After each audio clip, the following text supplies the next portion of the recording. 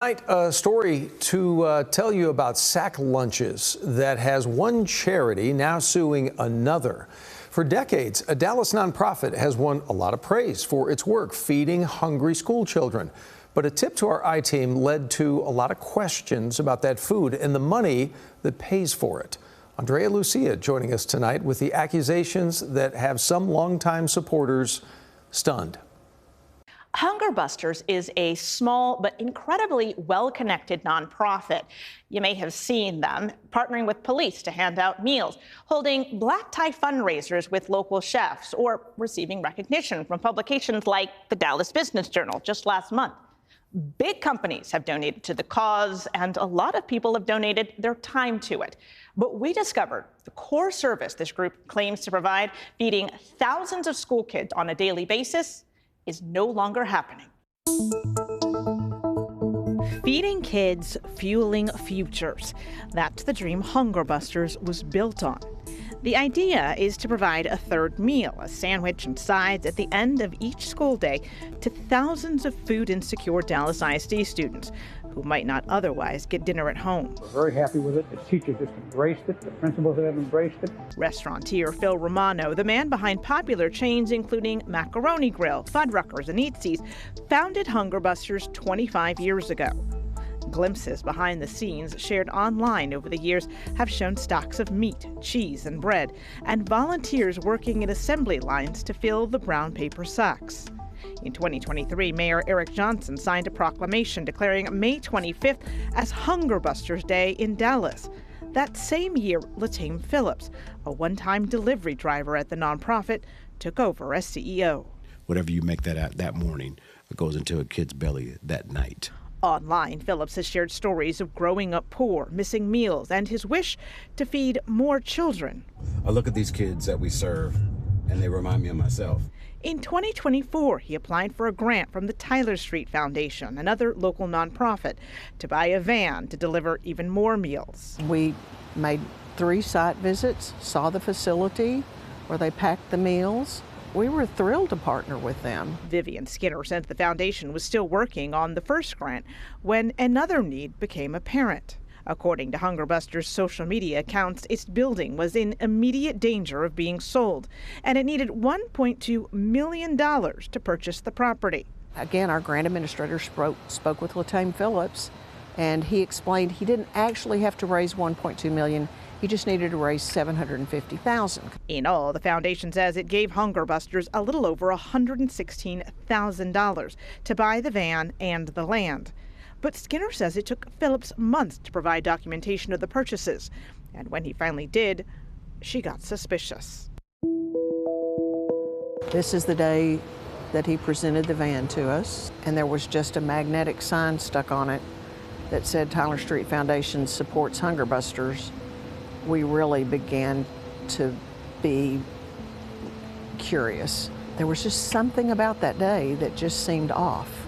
Skinner's team began doing their own research and came to suspect the van he'd shown them didn't belong to Hunger Busters. You were able to use the license plate to track down who actually owns this van. It's owned by Enterprise Rentals out of Irving. So you think they just rented it for the day? Just rented it for the day. Skinner says the vehicle sales agreement and insurance policy Phillips provided were fake, with a VIN number that traces back to a 20-year-old Dodge Ram pickup, not a van. That got them wondering, what about the land? All we did was go to the Dallas County Appraisal District website and look it up, and it had never changed hands. Then we began to wonder if he was actually really feeding kids. Skinner mentioned she'd often drive past the Hunger Busters building and noticed there didn't seem to be a lot of activity. So when we started digging into the nonprofit, the building here is where we started. For 4 weeks in November and December, our team sat outside the building on Sylvan Avenue, west of downtown Dallas.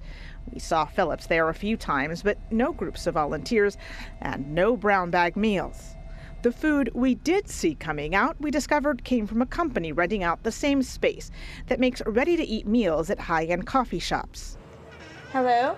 A manager told us in the 8 months it's been operating there, Hunger Busters hasn't used the space on a regular basis. Then we called the 11 schools, Phillips said in his grant application, were currently receiving meals. Question, does the school get food donations from Hunger Busters? It's a nonprofit that donates meals. They don't donate Hunger Busters. Did they used to? But they haven't in the 4 years that you've worked there. You've never seen them?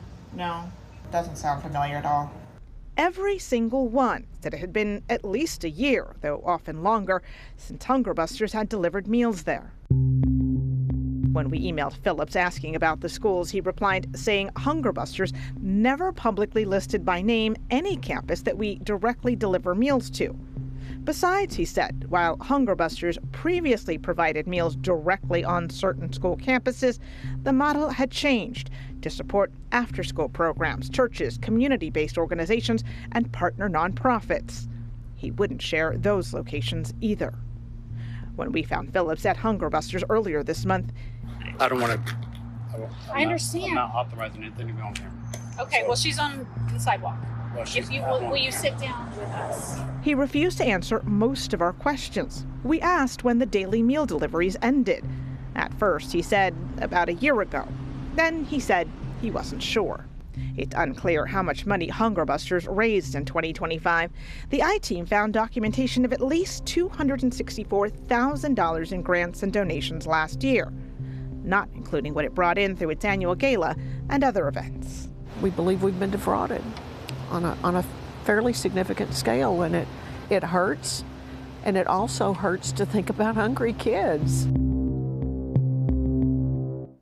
The Tyler Street Foundation is now suing Hunger Busters over the 2 grants. In a court filing, Phillips says the money was used for services consistent with its general mission, and he denies using any of it for personal use. So, question, the CEO obviously is not talking. Is there anybody else with the organization who's offered up any kind of explanation as to what's going on? Well, Phil Romano left Hunger Busters several years ago. The man listed as the CFO did not respond to our emails, but the board chair did. We sat down with her to find out how no one noticed the meals weren't being made and what she thinks of Phillips and his future with the group. We're going to have more on that tomorrow night.